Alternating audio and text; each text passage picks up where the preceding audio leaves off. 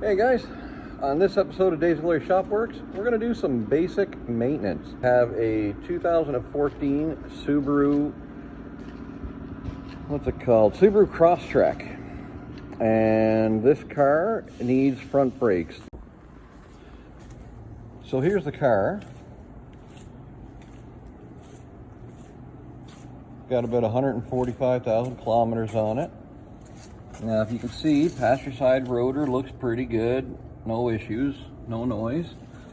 But the customer noticed there was, I say customer, it's a friend of mine, but she noticed that there was a noise coming out of the driver's front, and she asked me to take a look, and you can see the driver's side is grinding.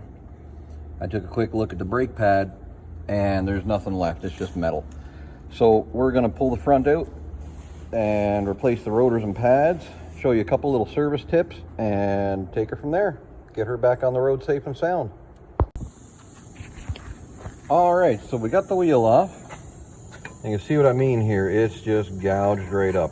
And this is actually early. You can still see the reflection of the screwdriver in it. And I'm kind of glad she's an attentive driver. So now what we're gonna do is we're going to slide our screwdriver in and try to catch the edge of the brake caliper, because we have to release the tension. There, you hear it? That was just compressing the piston a little bit. Now we don't need to compress it all the way for how I'm going to do things here. And then we should be able to just remove it, and we're going to place it up here. A light car like this, honestly, letting it hang gently is not going to do anything to that brake flex hose, but I like to keep the strain off it anyway, just regular good practice.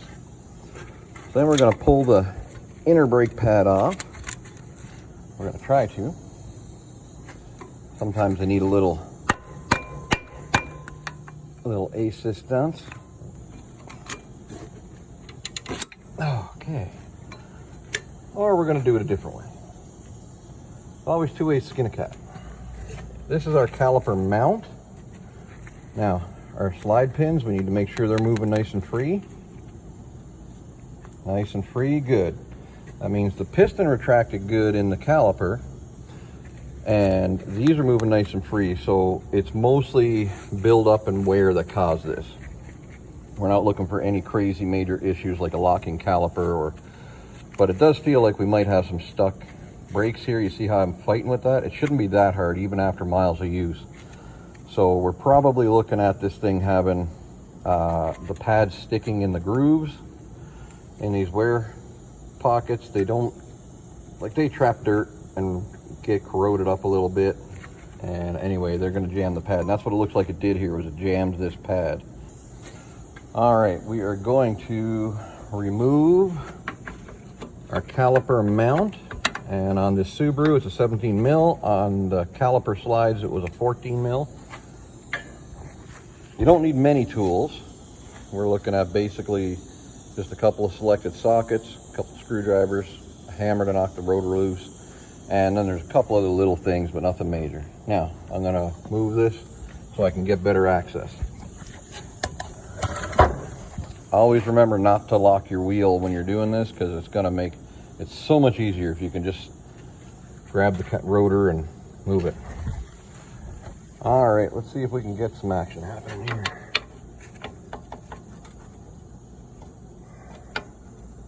I don't like that. But this one, good to go.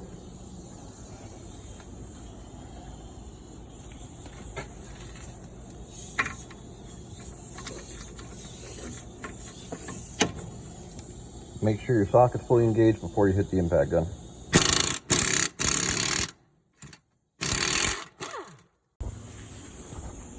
All right, so we got that caliper mount off, and I did have to knock it out. Now, if you look inside here, just gummed right up and junked right up. And also, what a lot of people don't know is that in behind, they fill up with rust, and the rust adds pressure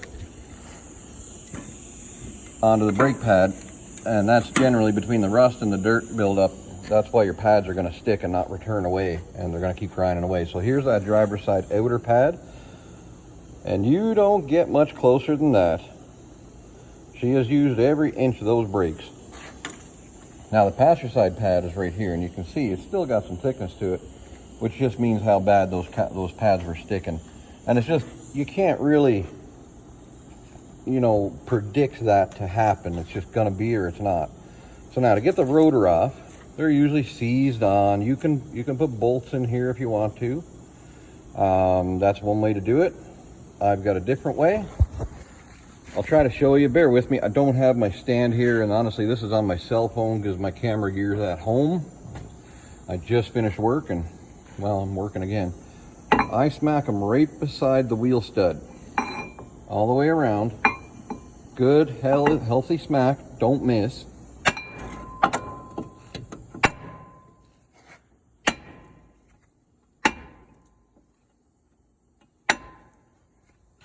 And then with that done, I come on the back side of the caliper, or the rotor, and I just wheel on it.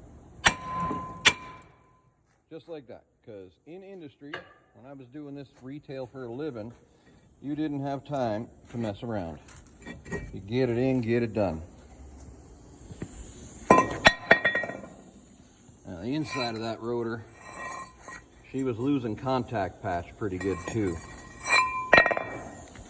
So these are definitely just perfectly due. Now, there's not much left now. We got a few surfaces to clean before we put the new rotors on.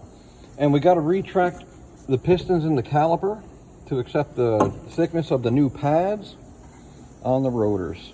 Okay, so what I like to do is I'll take a Scotch Brite pad and clean it up. Give it a quick little wipey wipe. Now, if that works, that's not bad, but we also have a faster method. For those of us who just don't got time, welcome to drill.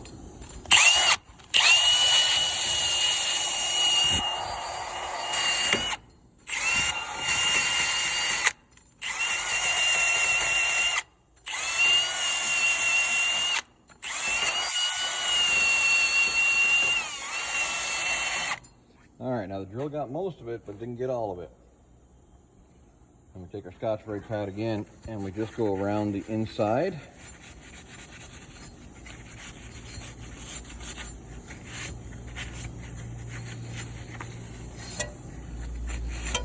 Again, sorry about the shaky camera work. All right. Now that that's cleaned off, she plans on keeping this car for a little while, so I'd imagine I'll be doing another set of brakes on it in a few years. So I'm gonna go get some anti-seize, and we're gonna put a little bit on that hub and then grab the new rotor and pads. All right, so since I have a sandblasting cabinet at my disposal, I just choose to run it through the cabinet. Now, those are the areas you need to deal with because they are the contact patch for that stainless steel anti-rattle clip that goes on there to keep the pads A, quiet, and B, moving smooth. Now, that is nothing you can't do with about 5 minutes with a flat file. That's how I used to do them. I just happen to have the ability to do it faster here, so I'm going to do it faster here. So now, orientation of these anti-rattle clips is important. There's two different ones. As you can see here, one has these long tabs, one doesn't. The moment the long tabs on this car go on the bottom, but you just got to be mindful when you pull it all apart. So now, we just clip them in place, nice and simple like that. We make sure it's fully seated. We look down in the edges, yep, feels good. Same thing, we do that for the top one. Just clip him up in place.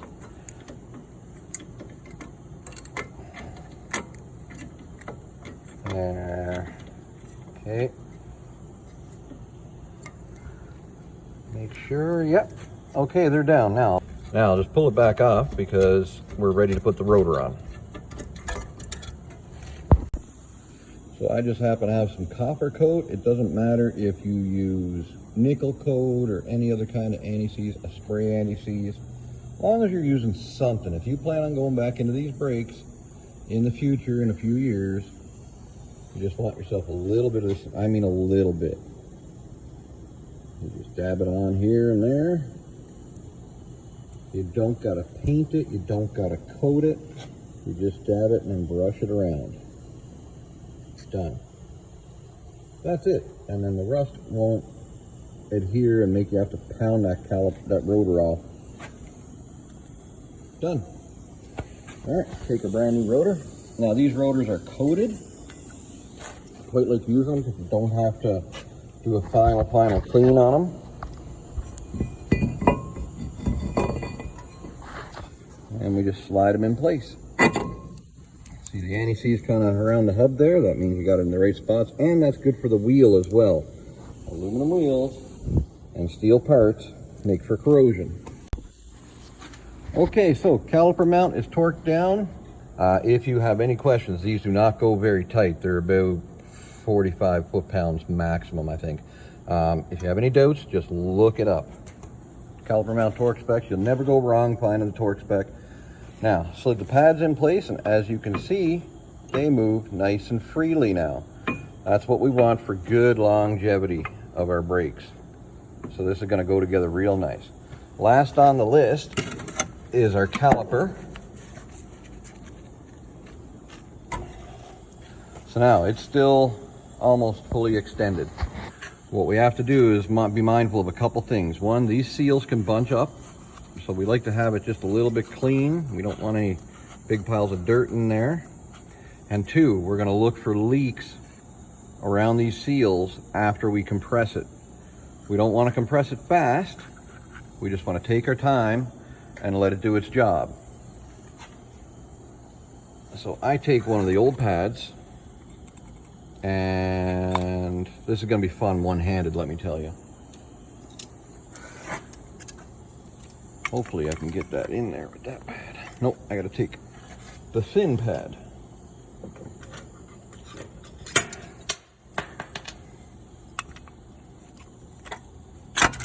All right, thin pad, and this is my caliper compressor. This is a simple tool from Blue Point. I think it costs about 65 bucks, whatever, Canadian, but there we are. We just compress it nice and slowly. Wish I could give you a better viewing angle, maybe over here.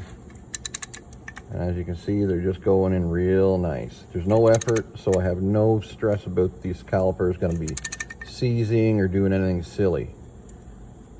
And we just keep going until it basically bottoms out and stops moving. There, stopped nice and firm. Good. And just flip the tool, just like a ratchet. Ratchet it loose a little bit, you can slide it right out. Place that over here. Take our old pad out. Dust off our new rotor. All right, and then we're gonna take this guy. Now, I did take the liberty off camera.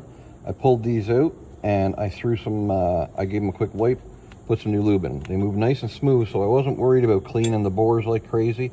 Gave them a quick wipe out and some new caliper slide greases in there. Use whatever flavor you like.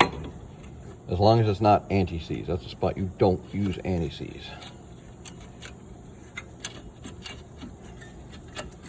All right, so caliper's basically in place now without any drama. Not fighting the pistons or trying to pry anything. Start our bolts in by hand. Grab our other bolt here. It goes in down here.